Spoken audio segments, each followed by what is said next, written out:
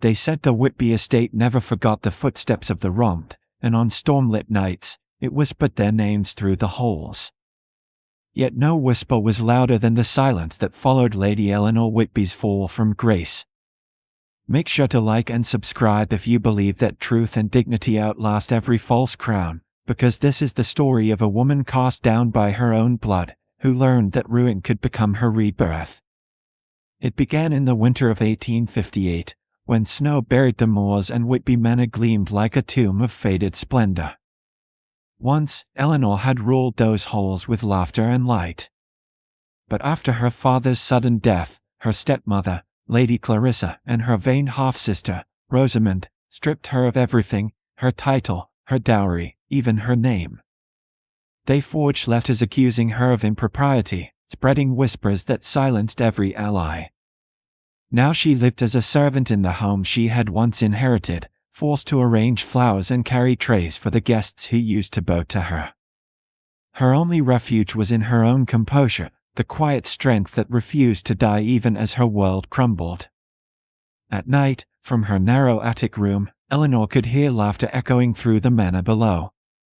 Clarissa hosted glittering parties where Rosamond shone as the true daughter of Whitby, while Eleanor's portrait, once hanging proudly in the great hall, had been replaced with her sister's.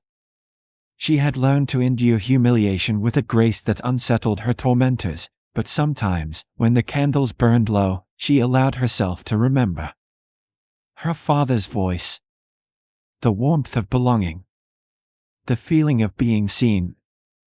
All of it gone, until the night the Duke of Ravenscar arrived. The ball was meant to secure Rosamond's future. The house glittered with chandeliers, violins, and deceit. Eleanor worked silently among the servants, arranging roses for the tables. Her hands, though chapped and bare, moved with delicate precision. From the gallery above, she watched the guests swirl below, faces that once smiled at her now pretending she never existed. And then, a ripple swept through the room. The butler's voice rang out, "His Grace, the Duke of Ravenscar." The name alone stilled every whisper. Alexander Hawthorne entered with quiet authority, tall and composed, his dark eyes missing nothing. He had been her father's former protégé, though he hadn't seen Eleanor since she was 16. She thought herself invisible, yet when his gaze lifted, it found her instantly. Their eyes met, brief, impossible, electric. He looked puzzled, almost stricken, as if glimpsing a ghost he had once known. She turned away quickly, pretending to fix a vase, her pulse loud in her ears. But in that fleeting exchange, something ancient stirred, the faint, dangerous promise that her story was not finished. Later that night, while the ball carried on, Eleanor overheard him speaking to Lady Clarissa. "I had not realized Lady Eleanor was no longer here," he said evenly. Clarissa's answer was honeyed poison. "Poor thing, she's retired to the countryside. Such fragile health." Eleanor froze in the corridor, the lie sharp as glass. She said nothing. She never did. But when she lay awake that night, staring at the flicker of her lone candle, her heart whispered the truth Clarissa feared most: someone had seen her again. Someone powerful enough to bring her name back from the ashes. And though she could not know it yet, that single glance, the Duke's searching eyes meeting hers across a room built on lies, was the moment everything began to turn. In the days following the Whitby Winter Ball, the estate hummed with satisfaction and vanity. Lady Clarissa floated through the halls in triumph, certain her daughter had ensnared the Duke of Ravenscar. Rosamond preened before every mirror, rehearsing her future as a duchess, while servants whispered of fortune soon to come. Yet amid all the chatter, one man's thoughts drifted far from their expectations. Alexander Hawthorne could not forget the woman he'd glimpsed above the ballroom, the quiet figure arranging roses with a grace that didn't belong to servitude. The memory unsettled him. There had been something unmistakably noble in her stillness, something that tugged at a buried recollection of Lord Whitby's eldest daughter, whom society claimed had vanished. The next morning, Under a polite excuse of delivering condolences, the Duke returned to Whitby. Lady Clarissa welcomed him with feigned surprise and overly bright smiles, Rosamond hovering like a butterfly desperate for light. Yet when Alexander casually mentioned Lady Eleanor, a subtle shift cracked Clarissa's poise. "My husband's poor child," she said, feigning sorrow. "I'm afraid she's retired to the countryside, fragile nerves, you understand." But the Duke's eyes lingered, sharp with quiet suspicion. Later, while crossing the courtyard, he glimpsed movement through the glass of the conservatory, a young woman kneeling by a bed of orchids, sleeves rolled, auburn hair escaping its pins. Without thinking, he stepped closer. She looked up, startled, and in that instant he knew. "Lady Eleanor," he said softly.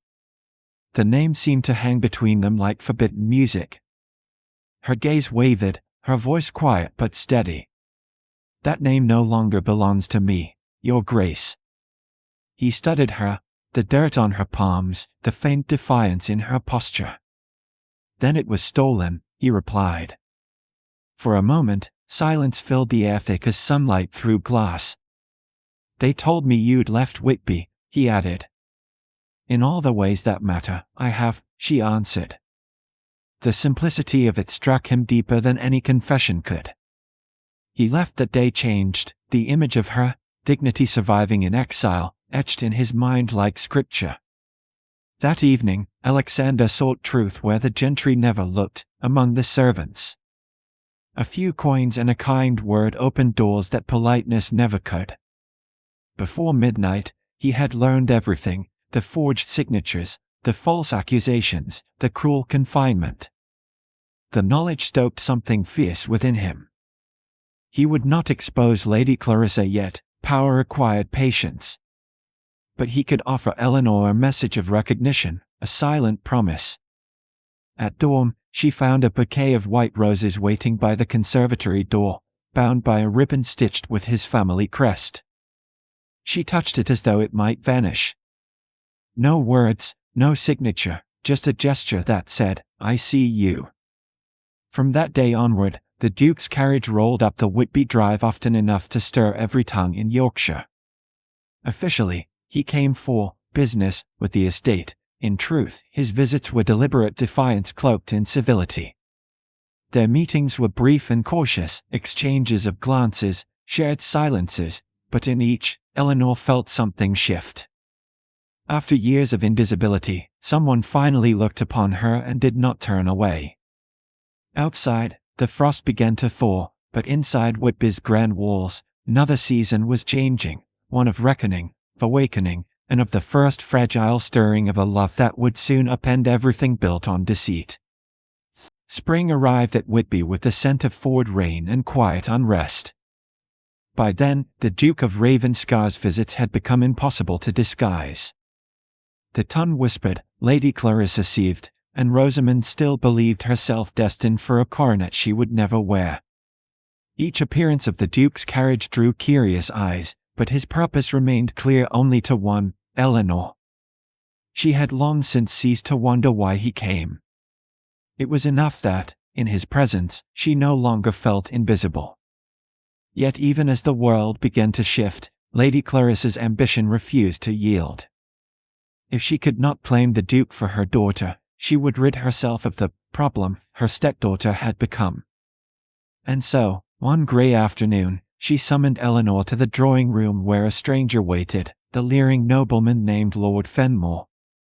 "He has made you an offer," Clarissa announced sweetly. "A generous one." It took Eleanor only a moment to understand. "You would sell me," she said quietly, her hands tightening around her skirts, "to hide what you've done." Before Clarissa could reply, the door opened and Alexander entered, his coat still wet from the storm outside. His voice, calm and cutting, filled the room. "That will not be necessary, Lady Whitby. Your transactions end today." He placed a folded document on the table, Lord Whitby's true will, long hidden, now restored and verified. Clarissa's composure shattered as he continued. You defrauded your husband's daughter, forged his signature, and confined her under false pretense. The magistrate waits below to confirm it." Rosamond gasped. Fenmore fled. Clarissa tried one final protest, but Eleanor's steady voice cut through her lies.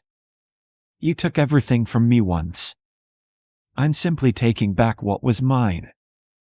For the first time in years, the halls of Whitby echoed with justice rather than deceit. By dawn, Clarissa's schemes had unraveled entirely, her name disgraced in every London paper. Days later, when the last of the gossip had cooled to embers, Eleanor walked the gardens once more, not as a servant, but as a woman free. She found Alexander waiting by the rose hedge, the wind tugging gently at his hair. "You've reclaimed your birthright," he said. "Now let me offer you something greater." From his coat, he withdrew a small velvet box, its clasp trembling faintly in his hand. "You know what they'll say," she murmured. "That you've lost your reason, that I'm unworthy." He smiled. "They've called me worse."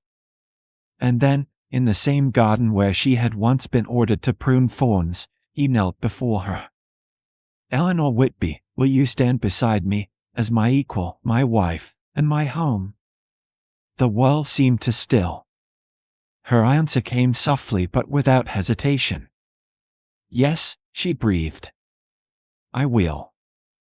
The emerald ring caught the late light as he slid it onto her finger, a symbol not of wealth, but of redemption.